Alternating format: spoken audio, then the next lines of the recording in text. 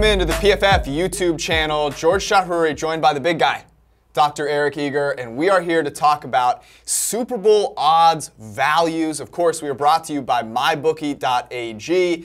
Make sure you go check them out and get yourself ready for the season. We're only a couple of days away, so get yourself ready to go. All right, let's start with this. Before we get into the values that we like, let's talk a little bit about some teams to avoid, because sometimes the smartest bet is the one you do not make, and there are at least 3 teams that are very hot, that teams like, that I would stay far away from. Who's the first one that comes to mind? Yeah, I think the New York Giants have to be first. We have mybookie.ag has them at 38-1 to win the Super Bowl. We have them as anywhere from the worst to second worst team in the NFL.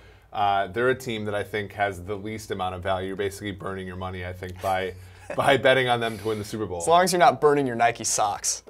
That's right. The other team that I think comes to mind, and this is one that I like quite a bit more than the Giants if I had to bet on one of them, but one that I think is still way overvalued, and that's the Houston Texans. I love Deshaun Watson as much as the next guy, but what we saw from a grading standpoint, there's going to be some regression in terms of the outcomes. He will probably play a lot better this season, but some of those passes that were turnover worthy are going to get picked. Some of those throws behind the line of scrimmage aren't going to go the distance. So I think that's a team where, whether it's their coverage or even their pass rush, which is banged up, obviously, they're just not as good as I think the public thinks. Yeah, and I think they have one of the worst offensive lines in the NFL from a pass blocking perspective. And so Deshaun Watson with the knee, I think relies a decent amount on his athleticism, just not having that pass protection up front. And as you said, I think that they're struggling on defense sort of in the most important spot, which is outside corner. Okay, last team to avoid, as tempting as it is, watching Jarvis Landry give some kind of speech. It had me pumped up, George. You pumped up. You didn't miss a practice after that, right? No, I did not. Important. Well, look, the Browns, obviously a hot team to pick, and there are more bets on the Browns to win the Super Bowl than the Falcons at this point. A lot of bets on them week 1, apparently.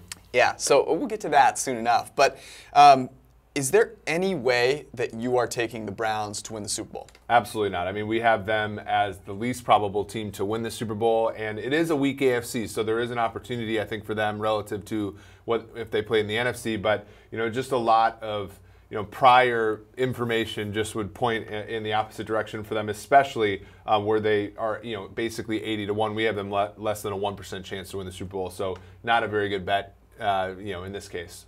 There are other ways to bet on the improvement of the Cleveland Browns than winning a Super Bowl. I advise that you do that. When you go to actually make your picks, though, once we give them to you here in a couple of seconds, you'll want to go to mybookie.ag. We both use it. It's fantastic. They make it easy to cash out. They've got the best customer service around.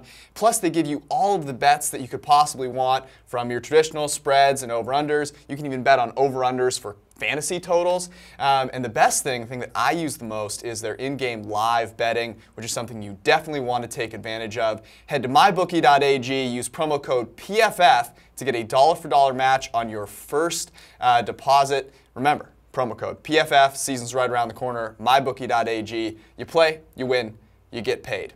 Okay, before we get into our best values, there's a team that made some noise in a positive direction over the weekend, and that, of course, is the Chicago Bears. They pick up Khalil Mack.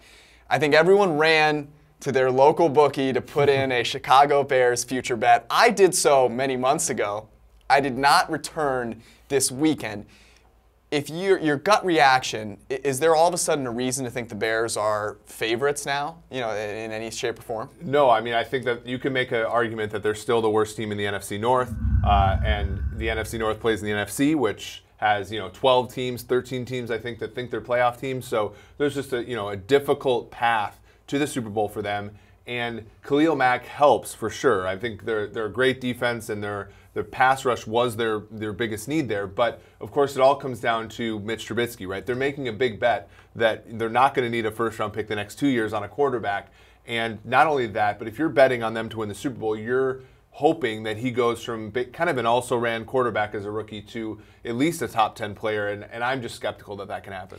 Yeah, the other thing is that we know defensively the main driver of success is actually coverage. Yep. And they were great in coverage last season, but that's something that is not very stable. Yep. So, it's something that I would not be super confident in if I'm going to place some bets. And then the offense, as much optimism as there's a lot of question marks. You mentioned Trubisky, but their receiving core, whether they end up maximizing their potential, a lot of question marks there with Allen Robinson, obviously. Right. Robinson and Gabriel have had elite seasons, right, from a production standpoint and PFF grading and things like that. But they've also had seasons. Taylor Gabriel was kind of a nobody last season. Not good. Allen Robinson was injured last year, but even in 2016, he was kind of not that number one receiver that they want. Trey Burton's only been a number 3 tight end in the NFL. I think that people are optimistic about him, but again, there's so much uncertainty here. I would say, we have them more like a 76-1 type play. I would say that would be, if you're getting them at 100-1, kind of where they were before Mac, it's a good value. I think now you're probably chasing. Yeah, right now, depending on where you look, anywhere from 60-1 to 40-1. And that's, in the ballpark, but a little high. It's not like you're getting tremendous value at this point. And I think even Vegas is wise to that. All right, values that we really like. If you have to make one Super Bowl bet right now, 2 days before the season starts, who are you going with?